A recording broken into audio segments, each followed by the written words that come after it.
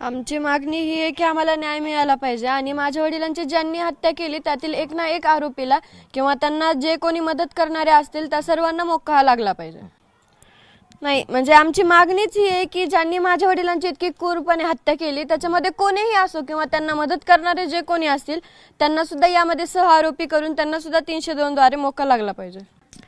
प्रमुख मागणी आमची आहे की आम्ही न्याय मागतोय, आम्हाला न्याय द्या आणि जे प्रतिमोर्चे निघत असतील त्यामध्ये पोलीस प्रशासन बघून घेईल काय करायचं.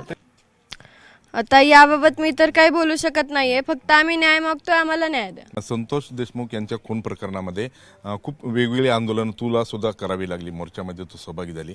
बीडमध्ये संचारबंदी लागू केलेली आहे, म्हणजे आता उद्यापासून ते 28 तारखेपर्यंत आंदोलन करता येणार नाही. प्रशासनानं घेतलेल्या या भूमिकेवर तू कसं बघते? आता हे म्हणजे एक प्रश्नच आहे की म्हणजे हे आमची मदत करतायत का काय, कारण की आम्ही हा प्रश्न सुद्धा उद्भवला आहे की पोलीस प्रशासन आज देखील आम्हाला काही सुद्धा सांगत नाहीये. तर आमची हीच मागणी आहे की पोलीस प्रशासनाने आम्हाला वेळोवेळी सांगितलं पाहिजे आणि जे तुम्ही म्हणताय हे ते आमची एवढीच मागणी आहे आणि जो ह्याचा समाजाच्या भावना आहेत त्यांच्यातून तो आक्रोश आणि त्या मोर्चाद्वारे तो आक्रोश निघतोय की ते सुद्धा एकच मागणी करतात की आम्हाला न्याय हवाय, न्याय द्या.